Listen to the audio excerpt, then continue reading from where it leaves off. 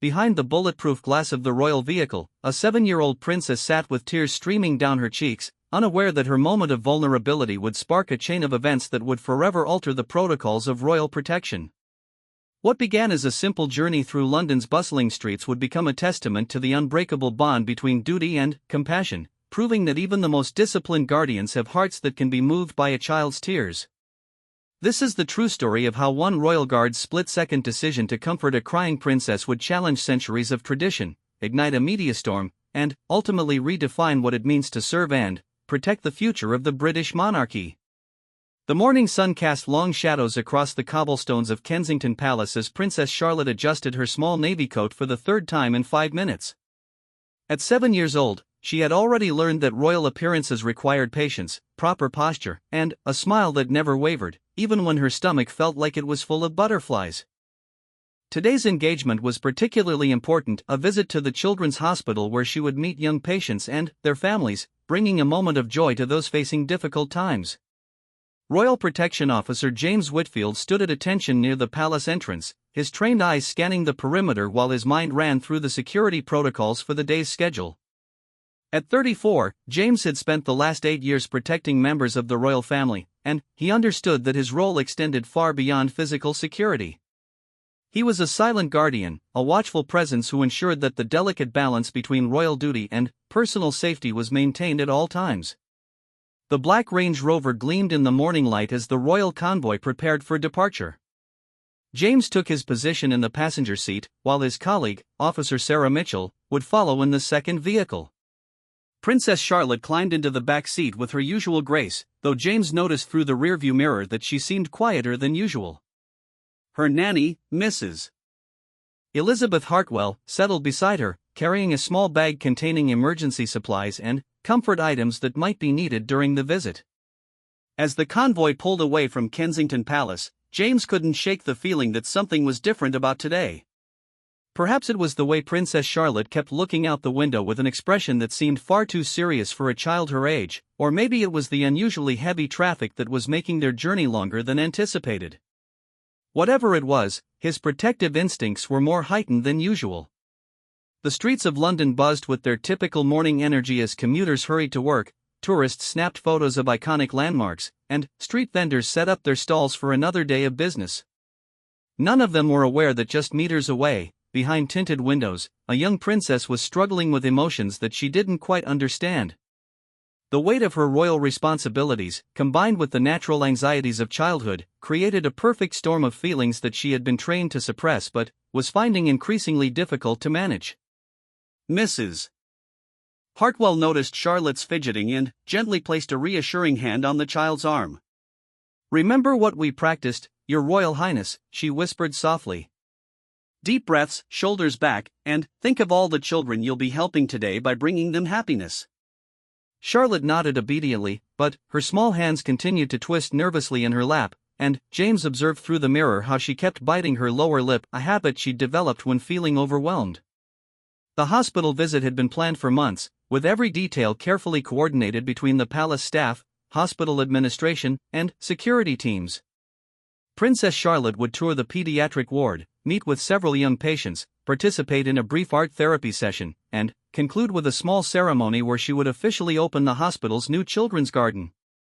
It was the kind of engagement that the royal family excelled at, bringing hope and joy to those who needed it most while fulfilling their duty to serve the public.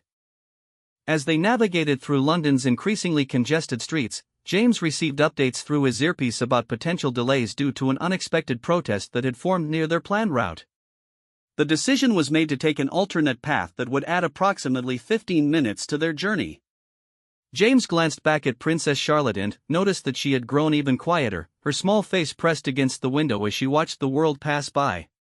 The extended journey gave Charlotte more time to think about what lay ahead, and, unfortunately, more time for her anxieties to build.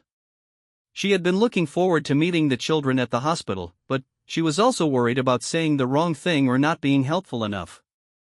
Her recent lessons on royal protocol had emphasized the importance of being a source of comfort and inspiration, and the weight of that responsibility felt enormous for someone who still occasionally needed comfort herself. Mrs. Hartwell tried to engage Charlotte in conversation about her favorite books and upcoming birthday plans, but the princess's responses were brief and distracted. James could see that the child was becoming increasingly agitated, and he wondered if there was anything he could do within the bounds of his professional role to help ease her obvious distress. His training had taught him to maintain appropriate distance while remaining vigilant, but every instinct he possessed as both a protector and a human being told him that this little girl needed support. The traffic came to a complete standstill as they approached a busy intersection, and the delay stretched from minutes into what felt like an eternity. Charlotte's breathing became more rapid, and James watched with growing concern as she pressed her hands against her chest in what appeared to be the beginning of a panic attack. Mrs. Hartwell immediately recognized the signs and began speaking in soothing tones, but Charlotte's distress was escalating despite her nanny's best efforts. The confined space of the vehicle, combined with the mounting pressure of the upcoming public appearance, created a sense of claustrophobia that overwhelmed Charlotte's ability to cope. She had experienced similar feelings before, but never while trapped in traffic with no escape route and a schedule that demanded her presence at a specific time. The weight of expectation, the fear of disappointing people, and the simple anxiety of being a child in an adult world all converged into a moment of crisis that she could no longer contain. James found himself in an impossible situation. His duty was clear: maintain security protocols and ensure the princess's safety until they reached their destination.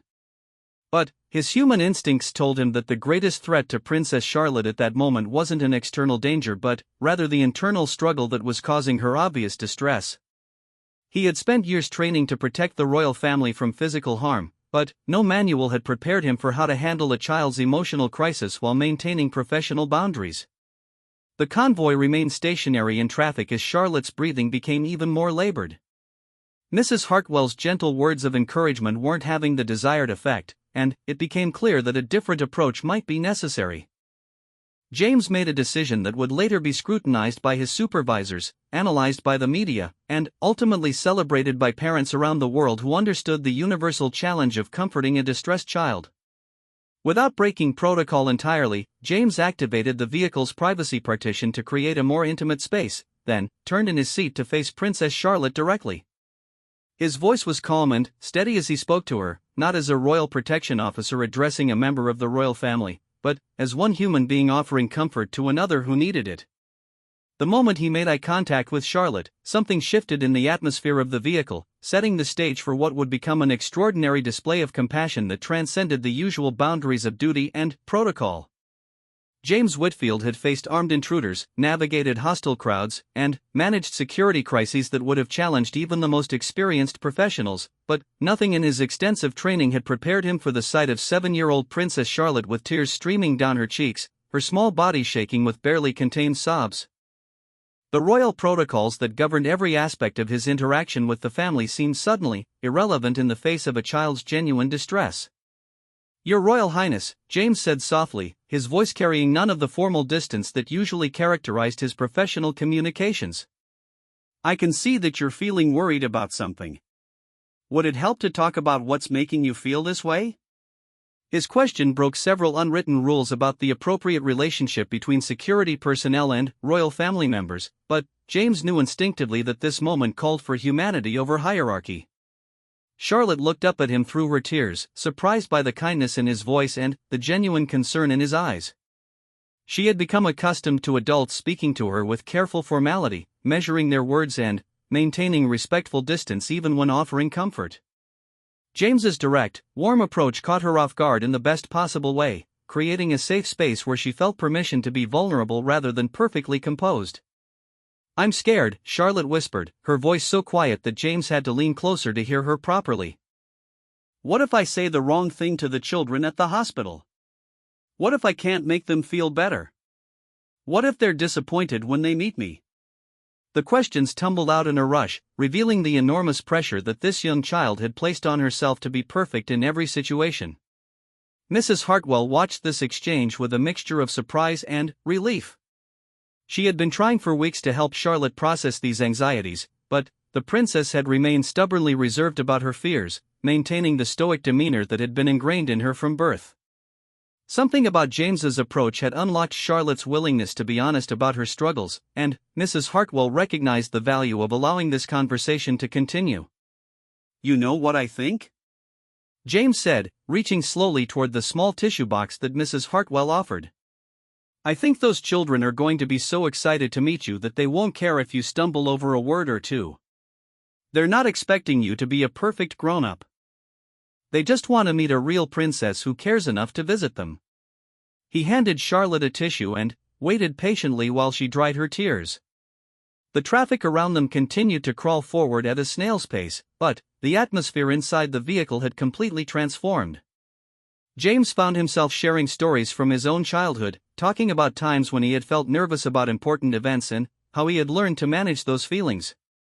He told Charlotte about his niece, who was close to her age, and how she sometimes worried about similar things when she had to perform in school plays or give presentations.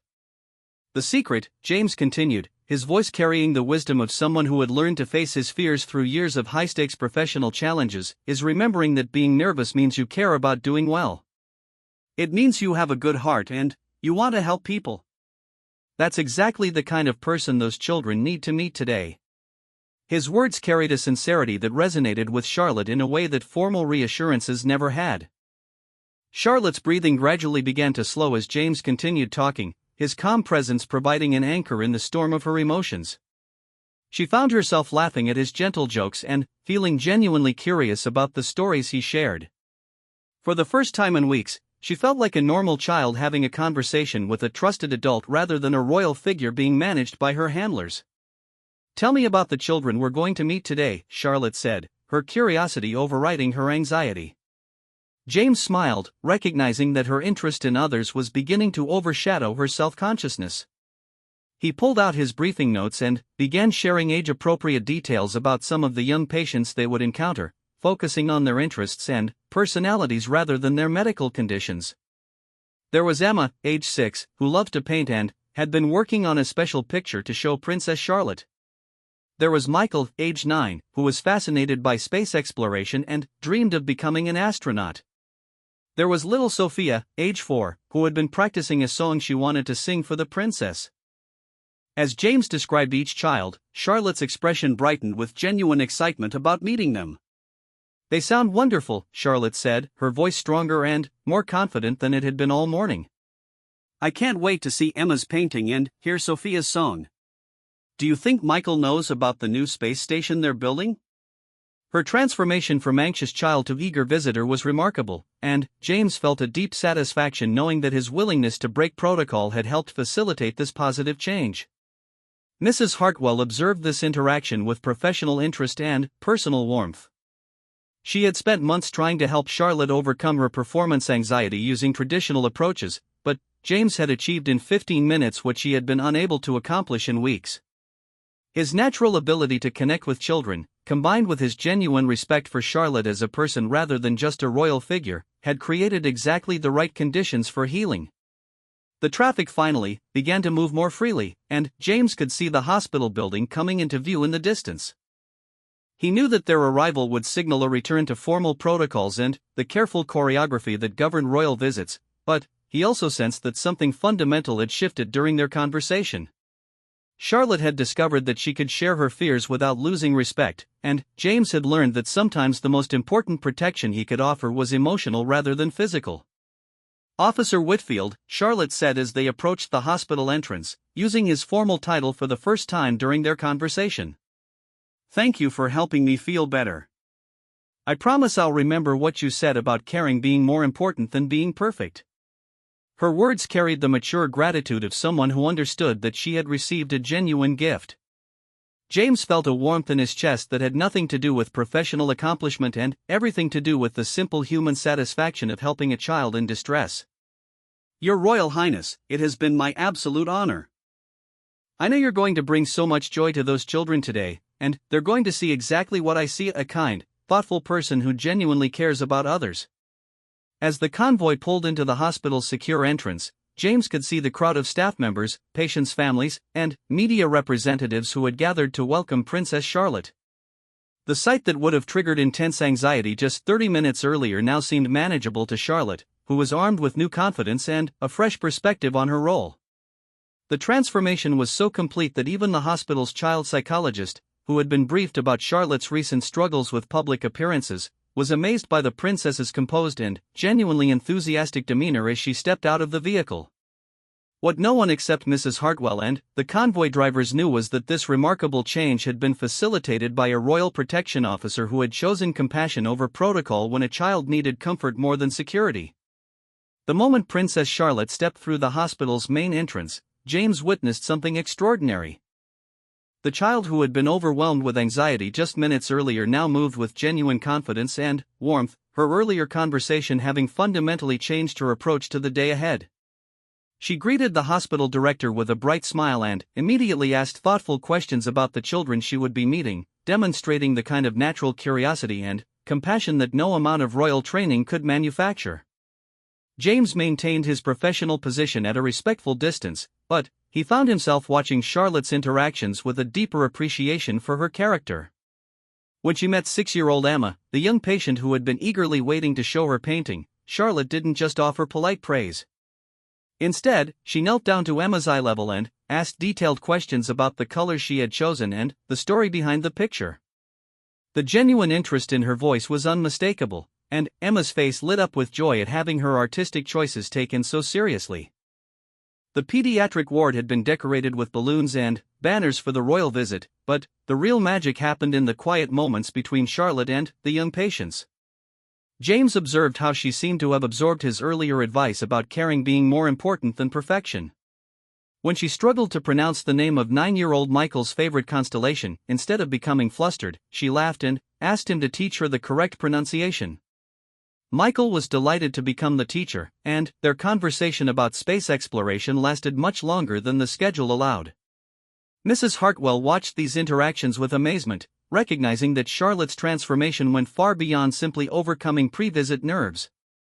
The princess had discovered something fundamental about herself during that conversation with James, that her authentic personality was far more powerful than any carefully rehearsed royal demeanor. She was connecting with these children as a peer, sharing their excitement about books and games and dreams, rather than maintaining the distant kindness that had characterized her previous public appearances. The art therapy session had been planned as a brief photo opportunity, but it evolved into something much more meaningful. Charlotte sat cross-legged on the floor with a group of young patients, painting alongside them rather than simply observing their work. When 4-year-old Sophia became frustrated because her paintbrush wasn't creating the effect she wanted, Charlotte gently showed her a technique she had learned in her own art lessons, speaking to her with the patient kindness of an older sister rather than the formal politeness of a royal visitor. James found himself moved by the scene, understanding that he had played a role in enabling this remarkable transformation. His decision to break protocol and offer genuine comfort during Charlotte's moment of crisis had rippled outward, creating conditions for authentic connections that would have been impossible if she had arrived still trapped in her anxiety. The children responded to Charlotte's newfound confidence with openness and joy, creating exactly the kind of meaningful interaction that royal visits were meant to achieve but rarely accomplished so successfully. The hospital staff members who had organized the visit were equally impressed by the change in atmosphere. Dr. Sarah Chen, the head of pediatrics, had participated in several royal visits over the years and had grown accustomed to carefully managed interactions that felt more like performances than genuine meetings. Charlotte's natural engagement with the children was creating moments of real connection that would be remembered long after the cameras stopped rolling and the official protocols were forgotten. When it came time for Sophia to sing the song she had been practicing, Charlotte didn't just listen politely from her designated position. Instead, she sat beside Sophia's hospital bed, holding the little girl's hand and encouraging her with gentle nods and smiles. Sophia's rendition of Twinkle, Twinkle, Little Star was imperfect, with forgotten lyrics and off-key moments, but Charlotte's genuine appreciation made it feel like a performance worthy of a royal concert hall. The tears in Sophia's mother's eyes reflected the profound impact of having her daughter's effort truly seen and valued. James continued to monitor the security situation while marveling at the organic way the visit was unfolding. The original schedule had called for precisely timed segments with carefully managed transitions, but Charlotte's authentic engagement was creating a flow that felt more natural and, ultimately, more beneficial for everyone involved. The children were responding to her presence with the kind of joy and excitement that no amount of planning could guarantee, and their enthusiasm was feeding back into Charlotte's confidence in a positive cycle. During the ceremony to open the new children's garden, Charlotte surprised everyone by asking if she could add something to her prepared remarks. Standing before the assembled crowd of hospital staff, patients' families, and media representatives, she spoke from the heart about what she had learned from the children she had met that day. She talked about Emma's creativity, Michael's curiosity, and Sophia's courage, making it clear that she considered herself fortunate to have spent time with such remarkable young people. "These children have taught me that being brave doesn't mean not feeling scared," Charlotte said, her voice clear and confident. "It means doing important things even when they feel difficult. Today, I watched children face their challenges with such courage and kindness, and I feel inspired to be braver in my own life." Her words carried a maturity and authenticity that impressed everyone present, including the media representatives who had expected the usual carefully scripted royal remarks. James felt a surge of pride as he listened to Charlotte's impromptu speech, recognizing echoes of their earlier conversation in her words but also seeing how she had made those concepts her own. She had taken his simple advice about caring being more important than perfection and transformed it into wisdom that she could share with others. The child who had been paralyzed by fear of saying the wrong thing was now speaking spontaneously about courage and compassion with remarkable eloquence. The garden ceremony concluded with Charlotte planting a small tree alongside several of the young patients, symbolizing growth and hope for the future. As she worked alongside the children, getting dirt under her fingernails and laughing at their jokes, James knew that this moment would be remembered as something special not just by those present but by everyone who would eventually see the photographs and hear the stories from this day. As the visit drew to a close, Charlotte made a point of saying individual goodbyes to each child she had met, promising to remember their conversations and asking them to keep her updated on their progress. Her genuine interest in their lives extended beyond the formal requirements of the royal visit, reflecting a level of personal investment that impressed the hospital staff and delighted the young patients. The return journey to Kensington Palace was markedly different from the morning's anxious trip. Charlotte sat in the back seat with a satisfied smile, reviewing the drawings and small gifts the children had given her and asking Mrs. Hartwell to help her remember all the details she wanted to share with her parents. Her transformation from nervous child to confident young ambassador had been so complete that it was hard to believe just a few hours had passed since her morning crisis. James couldn't help but feel that he had witnessed something extraordinary, understanding that his choice to prioritize compassion over protocol had contributed to one of the most successful royal engagements he had ever observed. But, more importantly, he had helped a child discover her own strength and capacity for meaningful connection with others, a lesson that would serve Charlotte well throughout her royal life and beyond. The photographs from the hospital visit began appearing in newspapers and social media within hours of Charlotte's departure, and the response was unlike anything the royal family's communications team had seen in years. The images captured something that professional photographers and royal watchers had been hoping to see for months: genuine moments of connection between a young princess and the people she would one day serve. Charlotte's natural interactions with the children, her authentic smiles, and her obvious comfort in their presence told a story that resonated far beyond the usual royal coverage. James Whitfield returned to his duties at Kensington Palace that evening with a sense of satisfaction tempered by professional uncertainty. He had broken protocol by engaging in personal conversation with Princess Charlotte during her moment of distress, and, while the outcome had been overwhelmingly positive, he knew that his actions would be subject to review by his supervisors. The Royal Protection Service operated under strict guidelines for good reason, and individual officers were not supposed to make independent decisions about when and how to deviate from established procedures.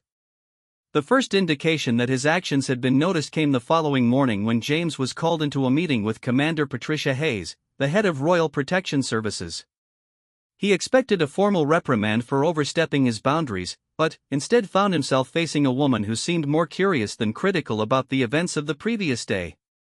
Commander Hayes had spent the night reading reports from Mrs. Hartwell, reviewing security footage from the convoy, and analyzing media coverage of the hospital visit.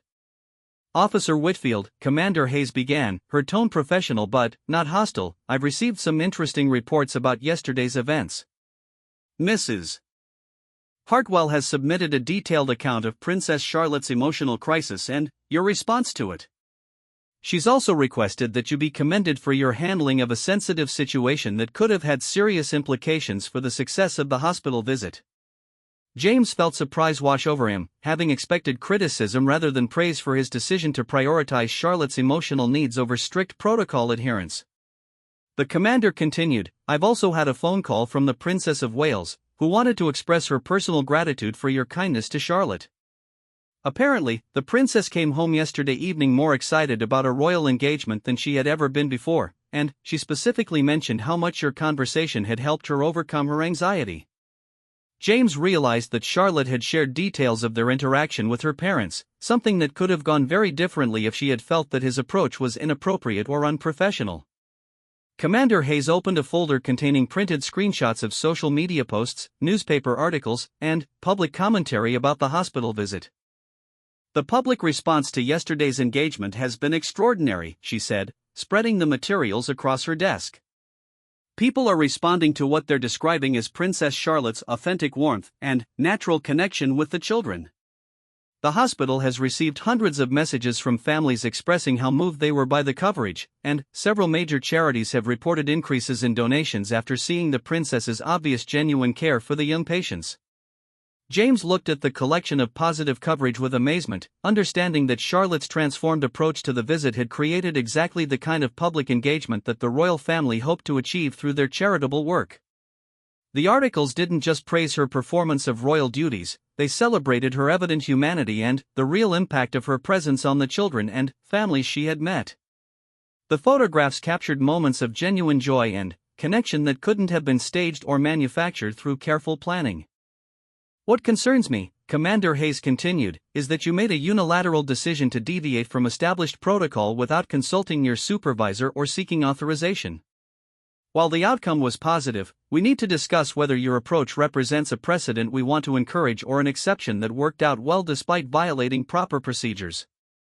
James nodded, understanding that his actions needed to be evaluated within the broader context of royal security protocols rather than simply judged by their immediate results.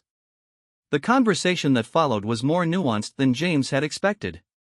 Commander Hayes acknowledged that traditional security training focused primarily on physical threats and procedural compliance, but recent events had highlighted the need for protection officers to also consider the emotional and psychological well-being of the family members they served. Charlotte's anxiety attack in the vehicle had represented a genuine crisis that could have compromised her ability to fulfill her royal duties, making James's intervention a form of protection even if it didn't fit traditional definitions. The royal family exists in a unique environment where personal struggles must often be managed in public settings, Commander Hayes explained. Princess Charlotte is 7 years old, but she's expected to handle pressures that would challenge many adults. If our protection officers can't recognize and respond appropriately to emotional distress, we're failing in our fundamental duty to safeguard her well-being. James began to understand that his actions might represent an evolution in how royal protection was conceptualized rather than a violation of existing standards. The meeting concluded with Commander Hayes assigning James to work with a team of child psychologists and royal protocol experts to develop guidelines for how protection officers should respond when young members of the royal family experience emotional crises during public engagements. His natural ability to connect with children and his successful handling of Charlotte's situation made him an ideal contributor to this important policy development work. Meanwhile, Princess Charlotte was experiencing her own ripple effects from the hospital visit. Her parents had noticed a significant change in her attitude toward upcoming royal engagements, with the anxiety that had been building for months replaced by genuine excitement about meeting new people and learning about different organizations. The success of the hospital visit had given her confidence that she could handle public appearances without losing her authentic personality, a realization that would prove invaluable throughout her royal career. Mrs. Hartwell observed Charlotte's transformation with professional satisfaction and personal joy. The child's willingness to be vulnerable about her fears had opened the door to more honest conversations about the challenges and opportunities of royal life. Instead of focusing exclusively on proper behavior and protocol compliance, they could now discuss how to balance royal duties with personal authenticity, using Charlotte's natural compassion and curiosity as strengths rather than trying to suppress them in favor of formal composure. The hospital staff members who had participated in the visit continued to share stories about their interactions with Princess Charlotte, and their enthusiasm created positive publicity that extended far beyond the initial media coverage. Dr. Sarah Chen wrote a detailed letter to Kensington Palace describing the impact of Charlotte's visit on patient morale and staff motivation, noting that several young patients had shown improved cooperation with their treatment plans after being inspired by their meeting with the princess. James found himself reflecting on how a single moment of choosing compassion over protocol had created such far-reaching positive consequences. His decision to comfort a crying child had not only helped Charlotte overcome her immediate crisis but had also contributed to a successful royal engagement that generated significant public goodwill and charitable impact. The experience had taught him that effective protection sometimes required understanding and responding to threats that weren't physical or security related but were equally capable of compromising the people he was sworn to protect. As word of James's approach spread within royal protection circles, other officers began sharing similar experiences of times when they had witnessed emotional distress in family members but had felt constrained by protocol from offering assistance.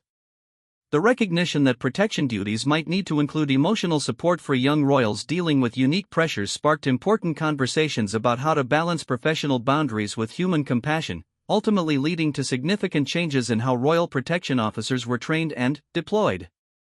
6 months after the hospital visit that changed everything, James Whitfield found himself standing in the same conference room at Kensington Palace where he had once expected to receive a reprimand for breaking protocol. Instead, he was there to present the final version of the new Royal Protection Emotional Support Guidelines to senior palace officials, child welfare experts, and representatives from major children's charities. The document represented a revolutionary approach to royal security that prioritized the holistic well-being of young family members alongside traditional physical protection measures. Princess Charlotte, now 8 years old and visibly more confident in her public role, had become something of a sensation in royal circles for her natural ability to connect with people during official engagements. The transformation that began during her conversation with James had continued to develop over the months, with each successful public appearance building her confidence and refining her understanding of how to balance royal duty with personal authenticity. Her parents had noticed that she no longer experienced the pre-engagement anxiety that had once made family events a source of stress for everyone involved. The new guidelines that James had helped develop were already being implemented with remarkable success. Royal protection officers now received specialized training in recognizing signs of emotional distress in children and adolescents, along with age-appropriate intervention strategies that could be deployed without compromising security protocols. The training emphasized that emotional crises could be just as threatening to a royal family member's ability to fulfill their duties as any physical danger, making supportive intervention a legitimate and necessary aspect of protection work. Mrs. Elizabeth Hartwell had been promoted to senior royal nanny partly based on her thoughtful documentation of Charlotte's transformation and her advocacy for the kind of compassionate intervention that James had provided during the crucial moments in the vehicle. Her detailed reports had helped convince palace officials that emotional support needed to be integrated into royal protection rather than treated as a separate concern handled exclusively by family members or specialized staff. The hospital that Charlotte had visited continued to benefit from the ongoing positive attention generated by that remarkable day. Donations to the pediatric ward had increased by 40%, allowing for significant improvements to patient facilities and the addition of new therapeutic programs. Several of the children Charlotte had met during her visit had recovered fully and returned to normal activities, but they maintained correspondence with the princess through carefully managed letter exchanges that brought joy to all parties involved. James had been assigned as Princess Charlotte's primary protection officer for future engagements, a decision that reflected both his proven ability to work effectively with her and the palace's recognition that successful royal protection required understanding the individual needs and personalities of family members.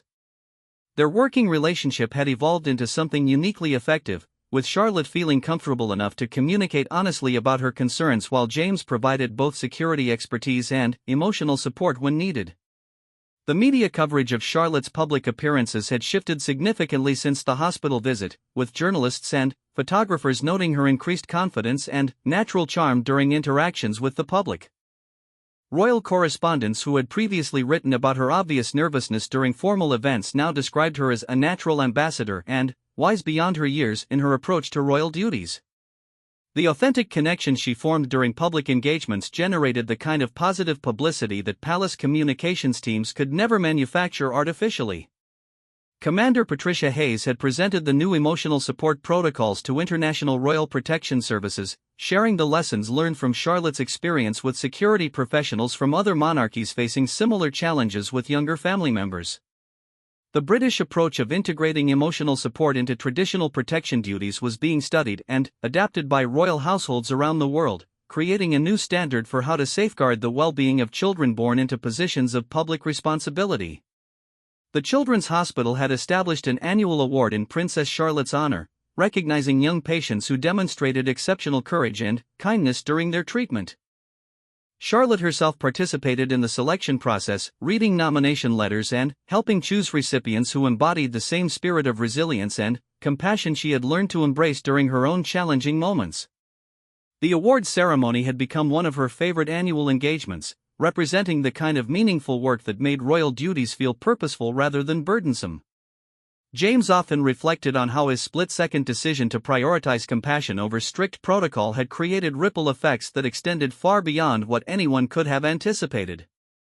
The new training programs for royal protection officers were helping other family members navigate emotional challenges with greater support. The positive media coverage generated by Charlotte's transformed approach to public duties had enhanced public affection for the royal family. Most importantly, a young girl had discovered her own strength and capacity for meaningful service to others. The relationship between James and Princess Charlotte had settled into something that balanced professional responsibility with genuine mutual respect. Charlotte knew that James would always prioritize her safety and well-being, while James understood that his role extended beyond physical protection to include helping her navigate the unique challenges of growing up in the public eye. Their successful partnership had become a model for how royal protection could evolve to meet the complex needs of modern monarchy. Princess Charlotte's 8th birthday celebration included a private party at Kensington Palace where she was surrounded by family, close friends, and a few key staff members who had played important roles in her life. James was honored to be included in this intimate gathering, representing the palace's recognition that his contribution to Charlotte's development went far beyond his official duties. During the celebration, Charlotte made a point of thanking him publicly for helping her learn that being brave meant caring about others even when feeling scared herself. The letters that continued to arrive at Kensington Palace from families whose children had met Princess Charlotte during various engagements testify to the lasting impact of her authentic approach to royal duties. Parents wrote about how their children had been inspired by Charlotte's genuine interest in their lives and her obvious care for their well-being. Teachers reported that students who had met the princess showed increased confidence and kindness in their own interactions with peers, suggesting that Charlotte's example was creating positive ripple effects throughout the community she visited. As James looked toward the future, he felt confident that Princess Charlotte was developing into exactly the kind of royal family member that the British public hoped for, someone who could balance the dignity and responsibility of her position with genuine humanity and compassion for others. The crisis that had brought them together in a moment of mutual vulnerability had ultimately strengthened both of them, creating a foundation for years of successful collaboration in service to the crown and the people they were sworn to protect. The story of a royal guard who chose compassion over protocol when a young princess needed comfort had become legendary within palace circles, representing the kind of human-centered approach to royal service that would define a new generation of monarchy. James Whitfield's willingness to see Princess Charlotte as a child in need of support rather than simply a royal figure to be protected had changed not only her life but also the entire framework for how young members of the royal family would be supported in their public roles for generations to come. The tears that had fallen in a stopped vehicle during a London traffic jam had ultimately watered the seeds of a more compassionate and effective approach to royal duty, proving that sometimes the most important protection officers can provide comes from the heart rather than from training manuals or security protocols.